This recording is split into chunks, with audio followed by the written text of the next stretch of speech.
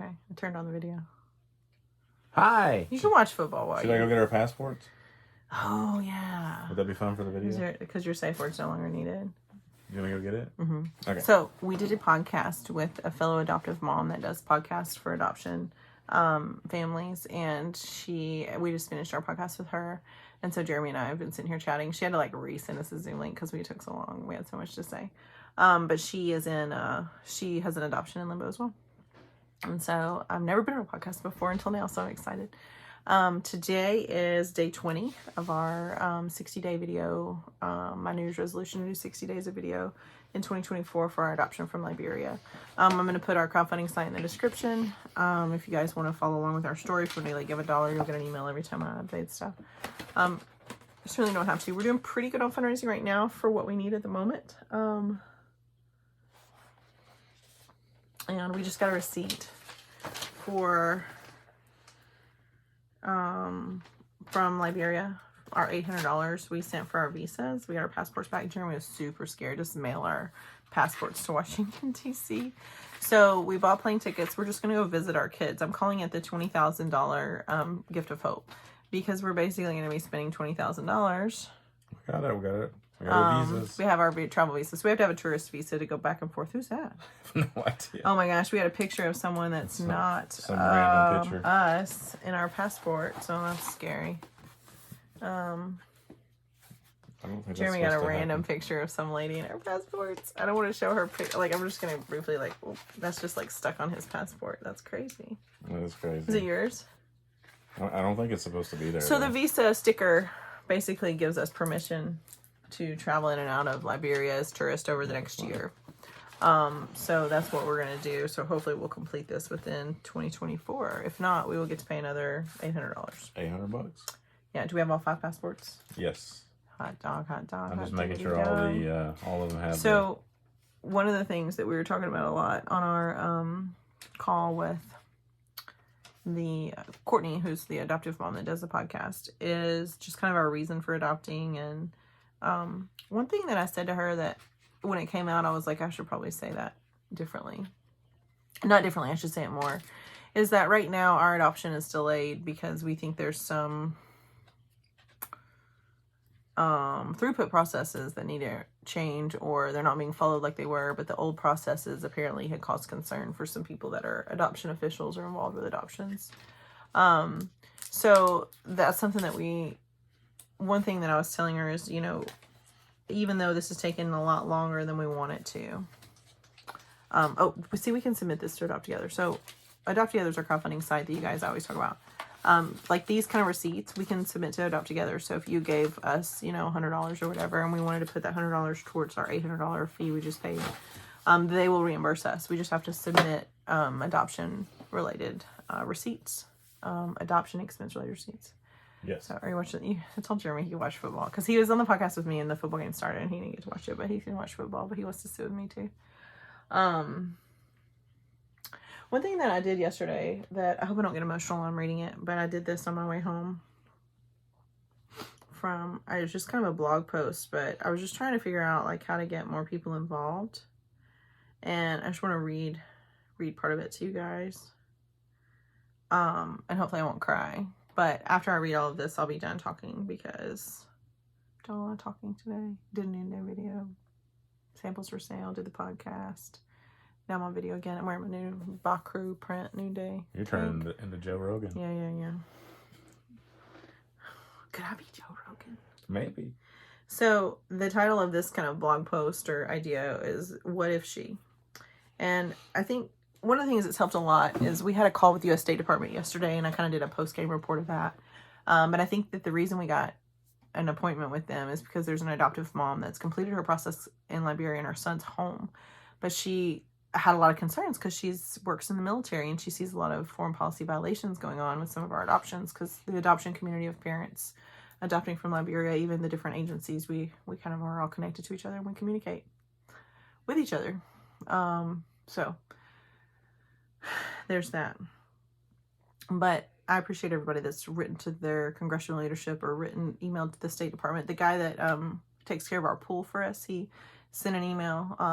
He's veteran himself, and he sent an email to the State Department after talking to Jeremy, he did get a response. You know, it's kind of a copy and paste response, very similar to responses that we've heard. But every single time they have to read those emails, even though it's a similar template we've kind of shared with people, every time they have to read those emails, they also are, it's another American. So it's helped a lot. So I was trying to brainstorm when we were driving home from Tennessee as to how I could get more people to do that. Because if the American taxpayers just stand up and say, you know, we're not going to take it anymore, you're going to have to be accountable for your actions. You're going to have to give solid timelines. And if a timeline is extended because of a sensitivity issue with a certain adoption, they're talking about like every adoption is different and some are more complex than others. I'm like, here's the bottom line.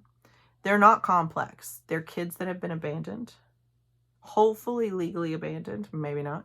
Maybe they just left them on the doorstep. Our children had to be surrendered by their birth family. They had to go through documentation. They had to get birth certificates, all that. They had to do it all. So they had to do all the legwork to place them. And there's a very detailed report stating that our daughter's birth mother did all of those things. So there's nothing complex. If you can't find the family, you can't find the family. DNA tests may have a role. I'm okay with that. But there's, you know, the family that we just talked to, like they had to leave their child in Liberia to wait for the embassy to decide what they want to do because they have lives here, they have families here, they have jobs here, they have other children. So there's this whole thing that's happening with this that's, it's one of those things. So I was trying to brainstorm on how to get more people involved, and this is kind of what I came up with. And I want you guys to try to listen to this and try to connect with the scenarios that I present as they play out in your own life. Just try to connect with that and see if you feel that. And if you feel that tug and you want to do something, you can help us by emailing congressional leadership. You can help us by emailing State Department. You can help us by helping with some of our travel expenses if you'd like to do that. Since we're probably going to have to do 3 trips now to Liberia, you can just give us a hug when you see us and a high five and say, keep going. Have a bracelet that says keep going, but it has a swear word in the middle that I can't say on YouTube. But it's not a nice word. Just keep going. But there's another word in the middle. And my friend gave it to me and it helps me. But I'm going to read this to you. Sorry. As we drive home from our recent visit to Tennessee back to Florida, and I'm trying to sleep, but I can't. Can't stop thinking about what she could be. I think it's going to make me cry. We are in the process of adopting 2 little girls from Liberia. I use fake names, River, age 7, and Sadie, age 6, for them on all blog posts and social media outlets in an effort to protect their privacy as I leave this permanent internet footprint of footprint of advocacy, documenting my journey to them as their mother. Lately, I've been creating a YouTube channel playlist, as we're watching right now, day 20, video number 20. Of the year of 2024, as I made a New Year's resolution to do 60 days of video report or vlogging. Isn't it vlogging? It's video blogging. That's what it is, right? Am I a vlogger now? You're a vlogger. Are you a vlogger? Look at you too? vlogging. Are you listening to me? Yep.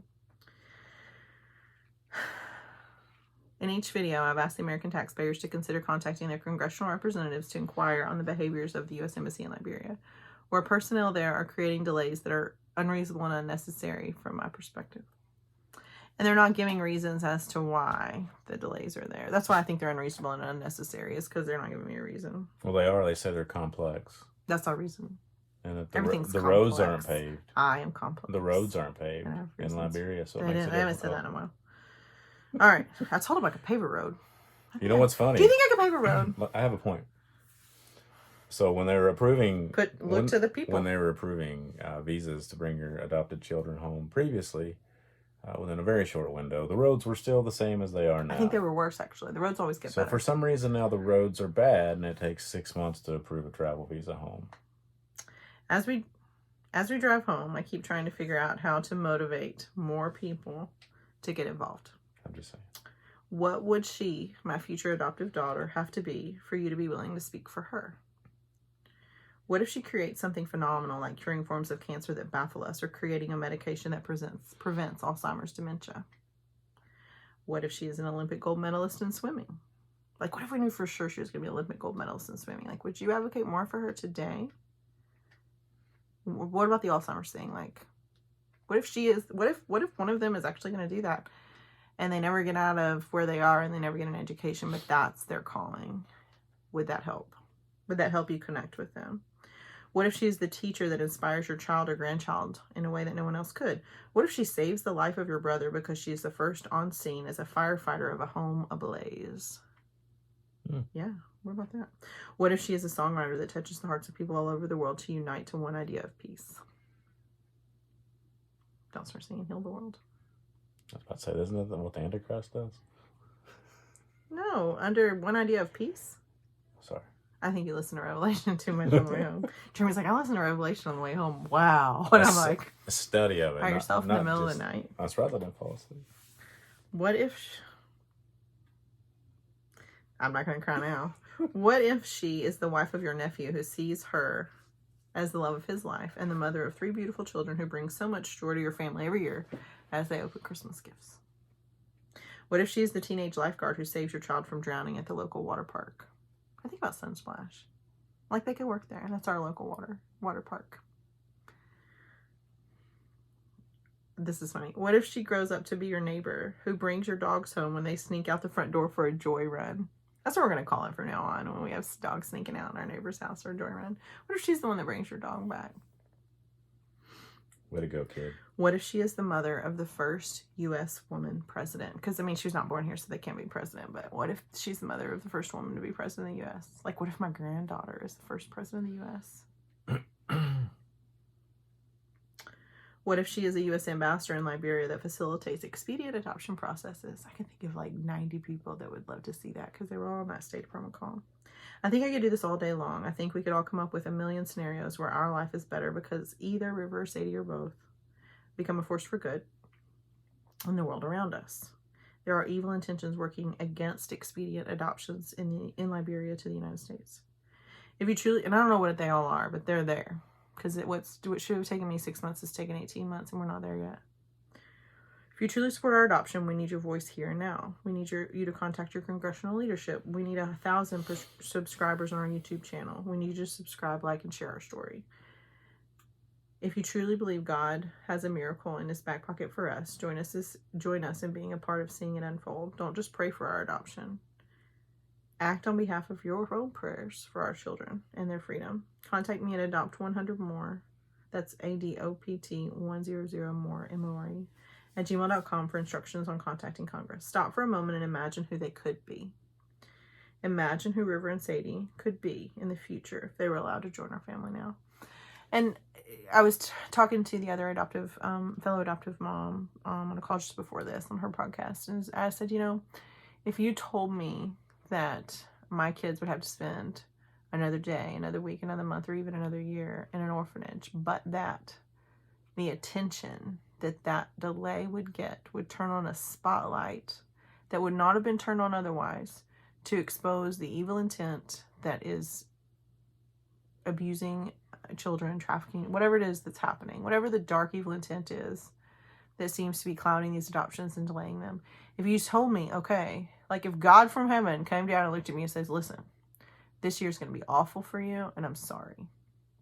I don't want you to hurt, but I need the lights on because there are people sitting in darkness with evil intent, and unless you, a team of you that follow me, turn on the lights on this corruption, there's going to be astronomical loss for other children that aren't yours.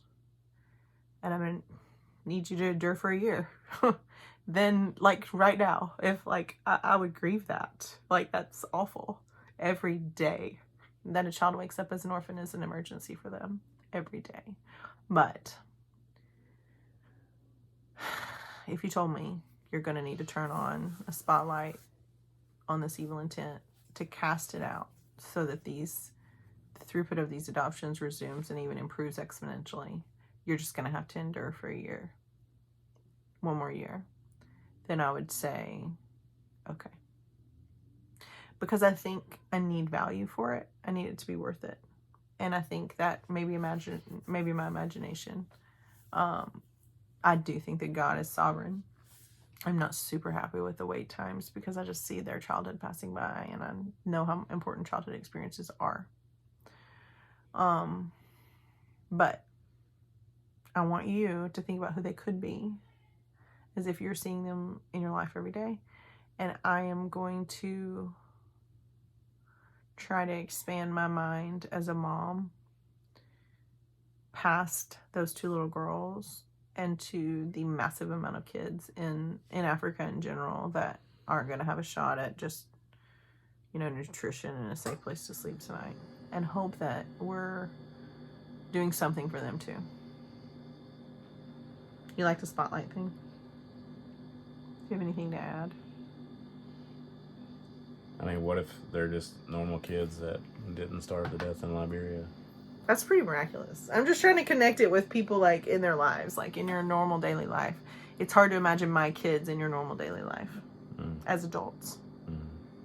Now, if they grow up in an impoverished country as an adult and they grow up and they're hungry and resentful and angry, and if they survive, think about how they could be weaponized to do bad things. Yeah. There's that. What's the score? 10-3, Baltimore. Oh no! Who are we cheering for today? I'm not sure. It's hard to cheer for the Texans. I don't really have a. We were talking about this whole football thing because the Titans are not very good this year. They did kind of end it entertainingly, so, but they're not very good this year. So we're kind of like lost in terms of like who we're gonna support. So every game we just pick someone else to root for and. I'm still try to connect with their story, and then when it's over, it's not really that big of a deal. I'm liking the Bills though. Yeah, they're still in. Yeah, okay. So the next series of videos is most likely going to be packing.